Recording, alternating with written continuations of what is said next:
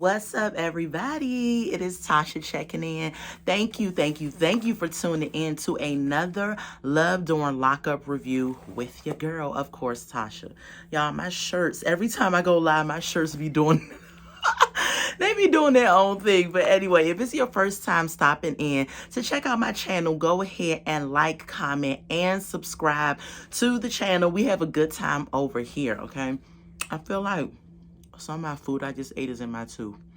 I don't know. But anyway, let's get started, okay? So this is a review for Love During Lockup, Season 6, Episode 5, Spies and Lies. So, y'all, if my seasons numbers are off, that's because everywhere on YouTube they have season 4, season 5, season 6. So I'm gonna go with what I saw recently, which is season 6. So hopefully that is the right season that we are on. If I look down during the video, that means that I'm referring to my notes, because I do take notes when I do my reviews, okay? So I can make sure I don't leave out anything.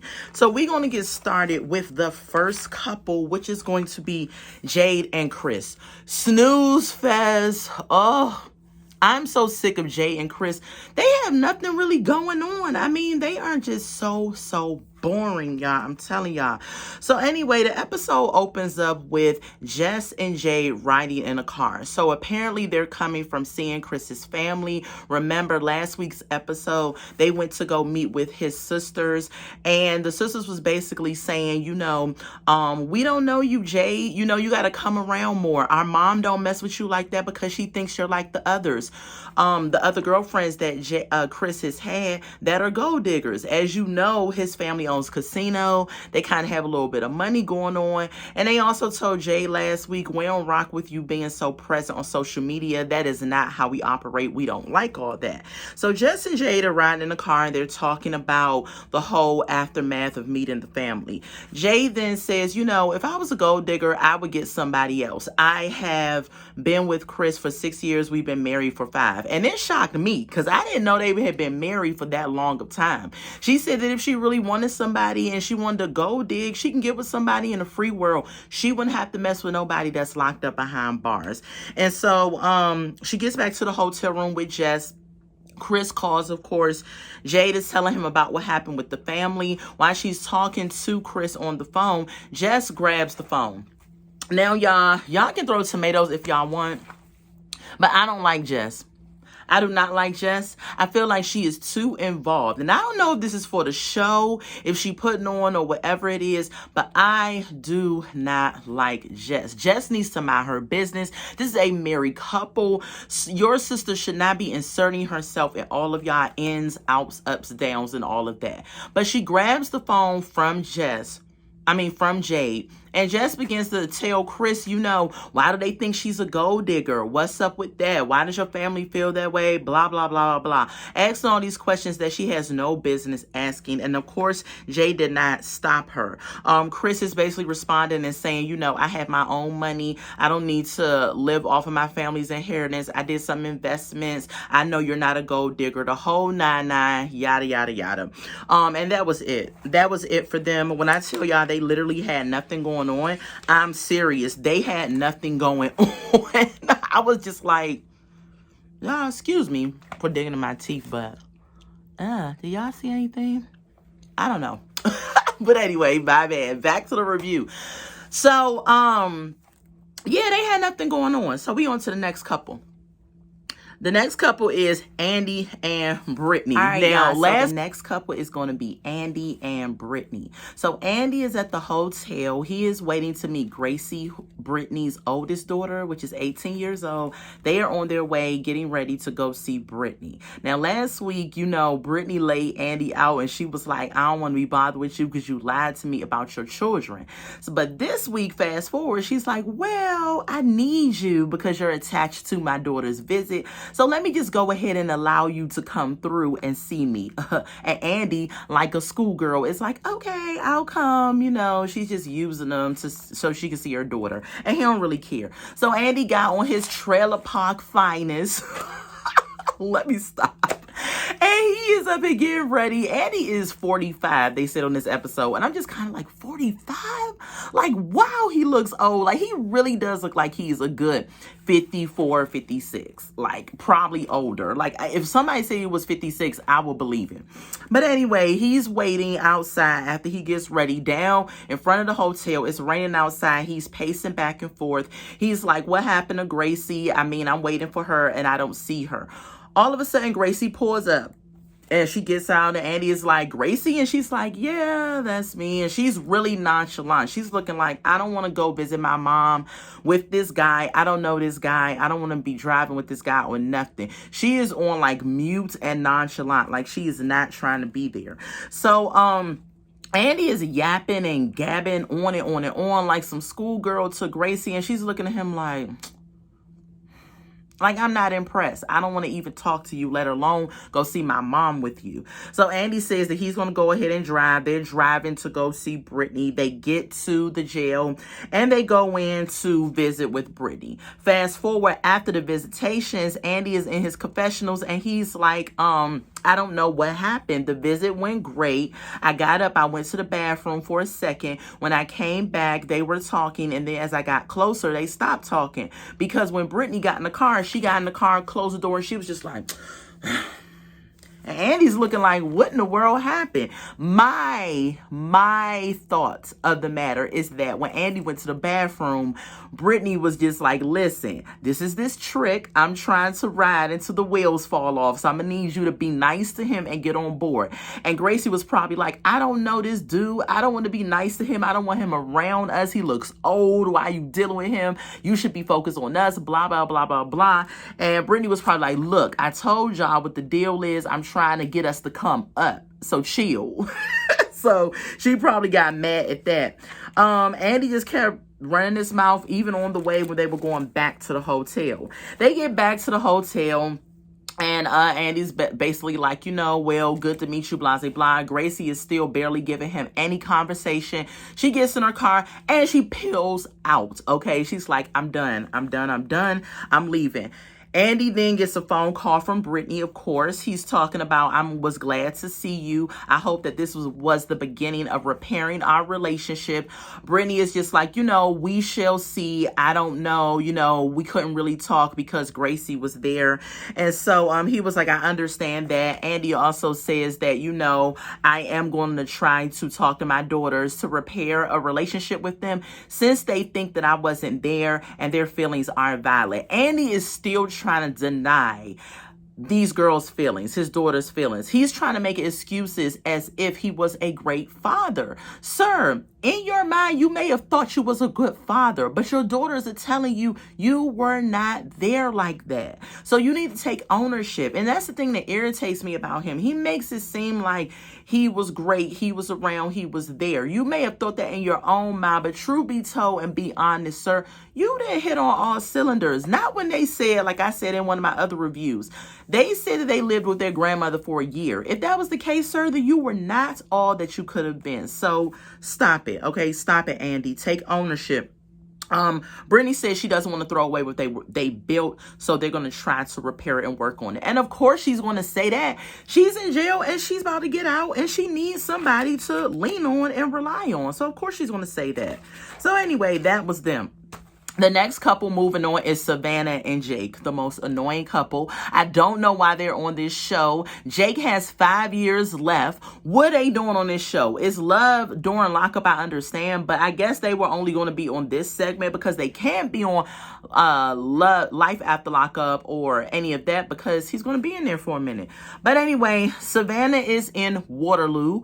She is in her hotel. She's about to leave. She's about to go meet Tim, which is Jake's friend. Jake told her on the last episode, hey, get up with my friend Tim. He could give you the skinny on me and possibly help you with this commendation letter that she's trying to write. Y'all know she's trying to write a letter to get Jake's time reduced so that he can get out sooner so that they can get married, which is not going to happen. It's not going to happen. Savannah is so delusional. Anyway, she says she's nervous. She's on her way to meet Tim, and she said when she gets nervous, she farts. said that. She said, I have gas. When I get nervous, I fall. I'm like, girl, dag. I mean, could you imagine her taking the SAT in school and everyone's in the room and they just was like, what's that smell? What is that smell? And it's her farting over there because she's nervous. She said it. I didn't. So anyway, she gets to a restaurant where she meets Tim. We get inside the restaurant. Tim is sitting there. Tim looks like the typical, clean cut dude, nice looking white guy, has a little wife beater on, little peach fuzz on the front.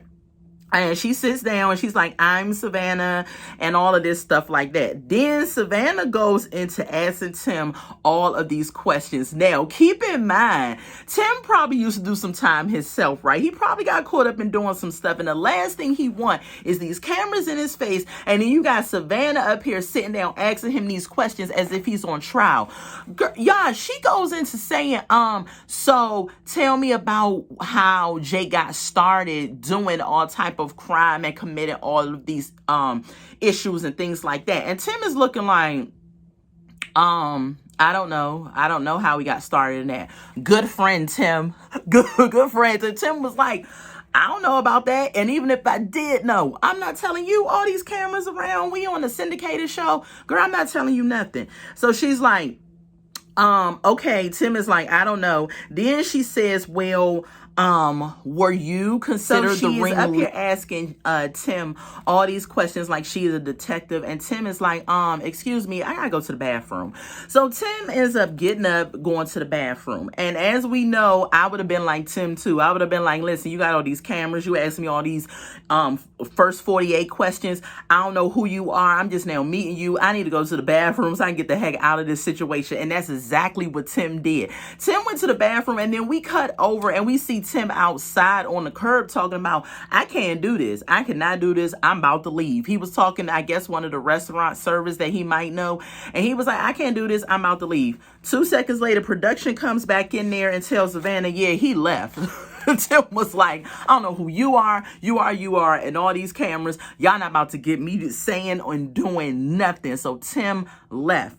When Tim left, Savannah is like, I can't believe he left. So now she is in the confessionals, and she's just like, oh my God. You can tell she about to put on the waterworks, lights, camera, action, and scene. She's just like, I love Jake. We have a binder, like these are all of our pictures, and I just love him. I just want to be with him. And I'm just like, girl, oh my gosh. Savannah is so ridiculous. She's so draining. I'm so over her. I don't know why she's on this show. I cannot wait until I do not see her crying face again. The next couple we are getting to is going to be Letitia and Keith, okay? Again, another snooze fest, in my opinion. Really, this whole episode was not giving anything for real. The only couple that gave something that annoyed me that I'm going to spend a little bit more time on is Keyrox and Britney, because Keyrox got on my last nerve, pissed me off to the highest level of pistivity, okay? So yeah, when we get to them, y'all will see why. But Letitia and Keith. So Letitia's coming from just seeing Keith out of prison. She all excited and flustered, and her pink ruffled duster feathers all ruffled, and she's all happy. And I guess she was able to get through to see him with that clingy outfit on. She had on a tight shirt, tight pants, high heels, and this pink duster feather jacket she had on. So I guess it didn't matter, or maybe she knew somebody at the front that'll let her through. I don't know. She said his kisses were amazing, everything. I can't wait to have him on the outside world, all that stuff. She also is driving, and she's saying, I see how he's respected by everybody in the prison. He's respected by his family. He has a lot of respect. So who am I to go and question his level of respect that he gives and that people give him? So basically she's saying, the nerve of me to bring up the lawyer situation, the nerve of me to bring up the posting up situation with him, I should have just kept that to myself. I can see where this relationship is going. This man is going to manipulate her. I don't know what he said in that visit that made her seem like she was wrong. But ma'am, Letitia, if you ever come across my video, let me tell you something, girl. You were not wrong. You are a whole business owner, okay? Your husband is a felon, okay? You do taxes. You deal with people finances, their records, their social security cards, social security numbers, their addresses, the whole nine. He cannot have privy to that information. So you were not wrong in seeking out a lawyer to see if it was legit, and you shouldn't even have needed to seek out a lawyer. Common sense would have told you a felon cannot be associated with people's tax information. Period. I ain't saying Keith gonna do anything, you know what I'm saying? But at the end of the day, he's a felon. I'm sorry. And if he don't know that, then I don't see how this relationship is going to work. I think he's going to continue to manipulate Letitia. And every time she brings up something he doesn't like, every time she challenges him to, he's going to shut it down. And I feel like he has anger issues on top of that. She gets to her hotel and she gets a phone call from her friend, Nikki. Now, we also learned in this episode that Keith has 3 kids and 3 baby mamas. We can pause right there. First of all, Letitia's friend hooked her up with Keith. If my friends ever hooked me up, if I was single and my friends ever hooked me up with a guy that is in prison that has 3 kids and 3 baby mamas, I'd be like, what do you think I am, some type of ratchet hood rat? Girl, I don't want that. But anyway, her friends thought, hey, he might be a good catch. Maybe they know something about her that will lead them to believe that Keith is good for her. But anyway, she gets a phone call at her hotel when she gets back from her friend Nikki. Now, keep in mind, that is Letitia's friend. Keep that in mind, right?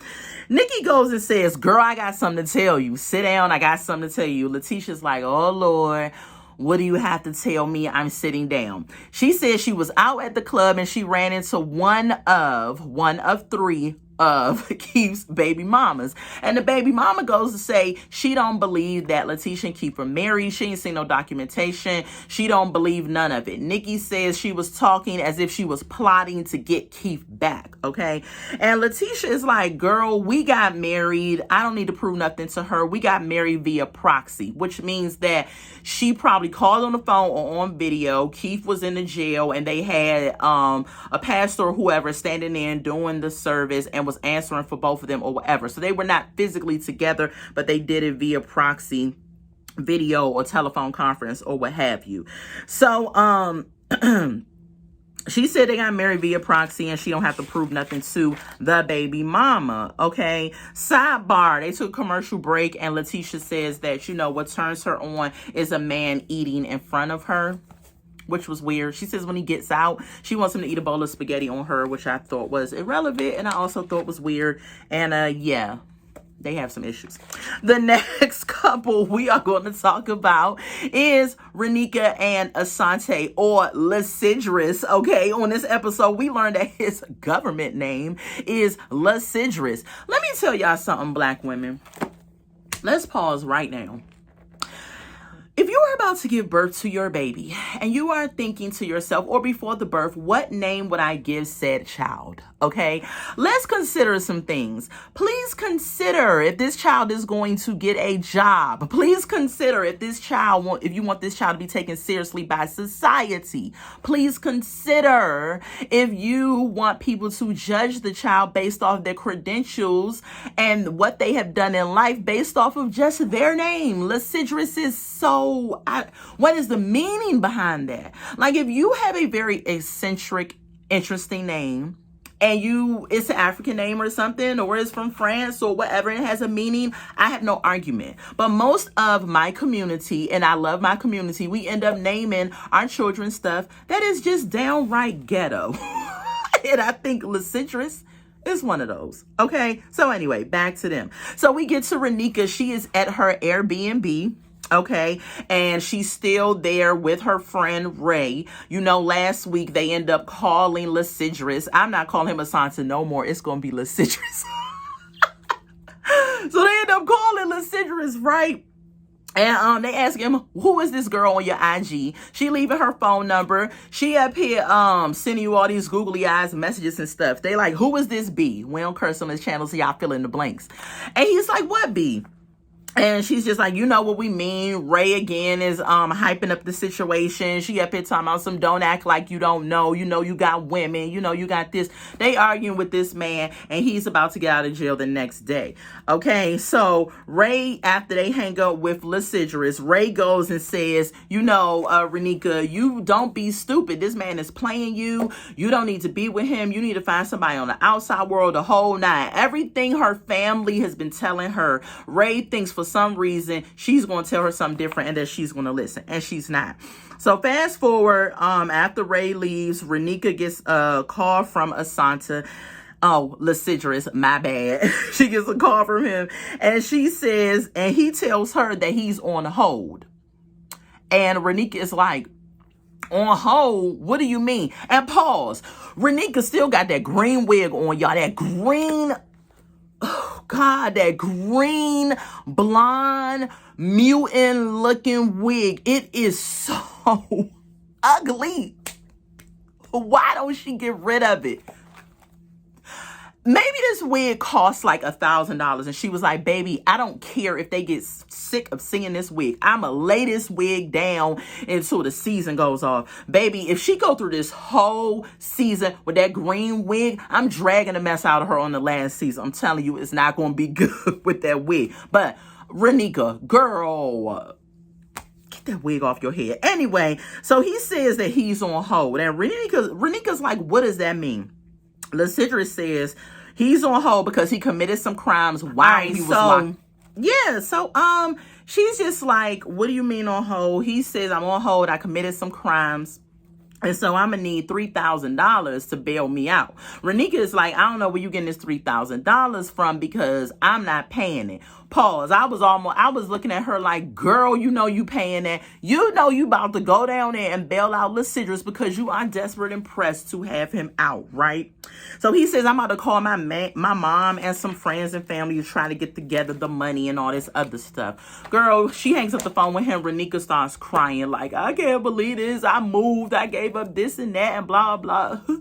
And I want to be with him. Why he commit crimes? All that other stuff. I was like, girl, he's a felon, okay? They go in jail and they're supposed to be in there to get, what is it? They're supposed to get, the word is escaping me right now, but they're supposed to be a new person. They're supposed to go in there and come out reformed or whatever. But they go in there and they end up finding out ways to commit more crimes sometimes. And that's really sad, for real. That really is sad. So Renica is crying and she going through all this ins and outs, and all of a sudden she's just like, all right, get yourself together, you a soldier, whatever, because she gets on the phone with the judge. Now pause. I didn't even know you could call a judge. She calls the judge up like he's her homeboy. She's just like, hey judge, yeah, this Renica.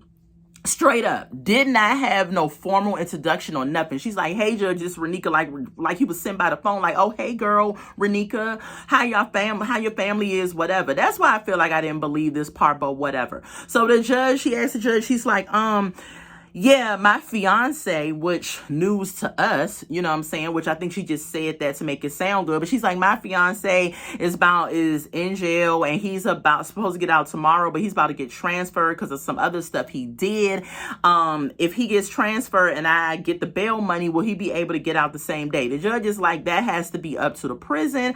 I can't really answer that. She's like, oh, okay. Thank you, judge. Hang up the phone. I'm just kind of like, what? So then 2 minutes later, she goes and she calls the sheriff office of where he's going to be held at.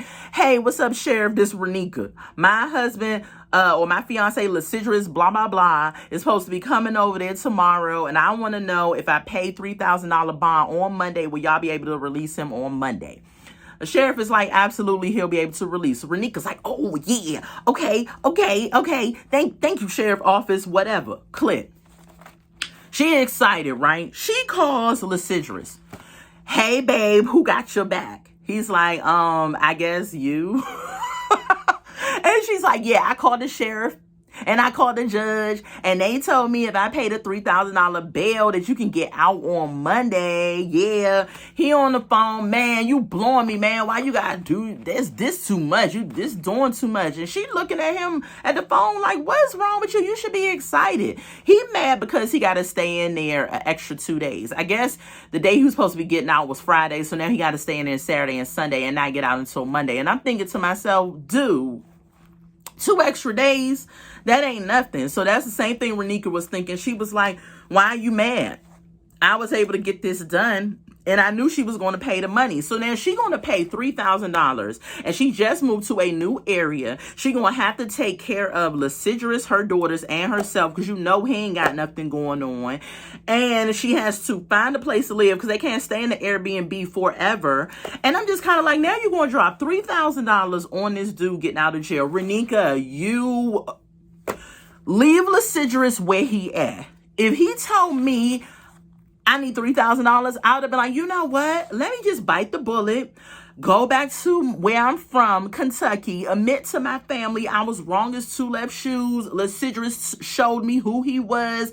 Let his family handle him, and you get your daughters and you get the heck back home to your safe haven and your shelter, your familiarity, and your businesses and all of that. Girl, I was just like, girl, you crazy in your head. And that's basically what happened with them. I was just like, girl, you crazy. Couldn't be me. I wouldn't be paying no $3,000 to get this. You crazy, girl. I'm sorry. Just got to tell you. So the last couple, let me make sure. Yes, the last couple, y'all, which I'm going to spend a little bit of time on, is Britney and Keyrox. Let me tell you something, Britney. If you ever come across my channel, girl, know your worth, okay? And this Negro is not your worth. Excuse the Negro term if it offends anybody. I ain't mean to, but I just gotta say it because that's how pissed off Keyrox and his whole crew had me on this episode. So we open up, right? Britney is being tailed, and if y'all don't know what tailed is, that means when somebody is following you by EB. EB is Keyrox's friend, okay? And EB says that he doesn't trust Britney. She out here in these streets doing something. So I'm like, okay, EB, show us the proof. Tell her, let's see what's going on. So he telling her, Britney ends up pulling up at school. Okay, he parks across the street or wherever he park at. She pulls up at school and the instructor says, Britney, you late again. Now this apparently has to be like the 3rd, 4th, 5th time or whatever she's been late, because the instructor said, girl, if you're late again, I'm gonna kick you out the program, because there are women here who actually want to be here, and you cannot keep spending some jail story and all this other stuff, because I got women in here that has just got out of jail too, but they're dedicated and they not being late. Britney says, I'm sorry, you know, just got a lot of stuff going on outside of here. Her instructor says, I understand that, but we all got stuff, girl. We all got stuff going on, so that is no excuse. And I agree with her instructor. Everybody has life. Life is life and for everybody, but you got to show up for the things you got to show up for. You got to press through those things that's going on. So Britney, in my opinion, she needs to focus, because the instructor said this her last time. The instructor had her own confessional, and she said it's her last time. If Britney is late one more time, I'm kicking her out. Bet that's it. She's done. So Britney goes and she starts doing the hair and everything, getting in the class, and we cut to EB. He's outside talking about he got time. He got time today to follow her because he ride for Keyrox because something is going on with her. So he got time. So apparently EB don't got no job, no life, or nothing else going on, because he got time to stand there all day and follow Britney to see if she got something going on. So fast forward, after class, I guess Britney has to go to work. And when she's going to work, she's telling us, you know, this job, I get off late as a server and I be tired and I got school and everything. And then on top of that, she trying to focus on her relationship with Keyrox and stuff too.